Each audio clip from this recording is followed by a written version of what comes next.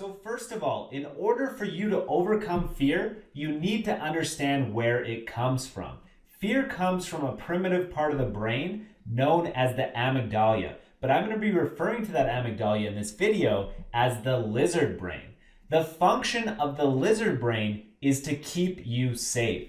So anytime that you put yourself in a situation that is not completely safe, your lizard brain acts up. It creates like an alarm in your body and in your system that tells you, whoa, whoa, whoa, stop. This is going to be dangerous. Now, the problem is if you allow the lizard brain to control your life, it becomes more and more powerful, and the more fearful you become.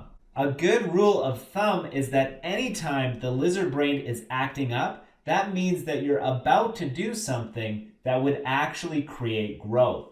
So anytime you feel that sensation of fear, what you should do is fight against it. You should actually go and work into your fear.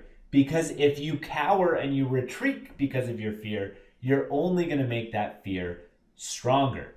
And if you retreat, you're never going to grow because there is no growth in comfort. The first thing you want to do is you want to address that the lizard brain is there and that it's normal. You are not in an abnormal situation if you feel fear. That's the human condition. We are designed to feel fear. So when you feel fear and you feel that lizard brain acting up, what you want to do is say, hey, I recognize that I can feel my amygdala creating these feelings of fear. By addressing the lizard brain and separating it away from yourself, you realize that you are the person that has full control over your actions. Even though the lizard brain is creating these feelings, you are ultimately the person pulling the trigger. The second thing you should do is tell other people about your fear and about your vulnerabilities.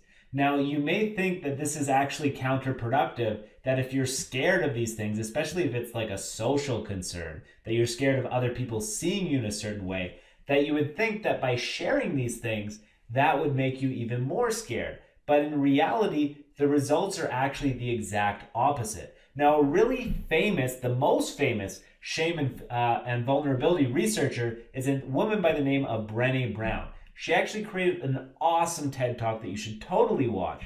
But in her research, she found that people, when they actually express and connect with people and tell them about their problems, tell them about their fears, that fears and shame can't survive being spoken about.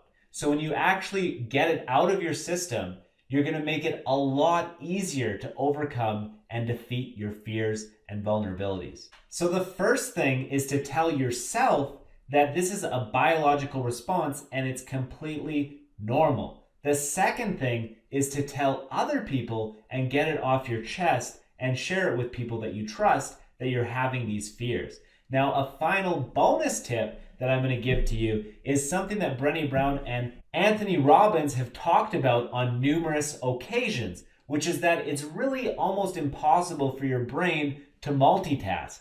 So if you focus on things that you're grateful about, if you focus on gratitude, that overpowers your fear centers and you no longer become capable of experiencing fear. So the next time you let your anxiety get out of control, just remember that you are so grateful that you watched Brendan's video.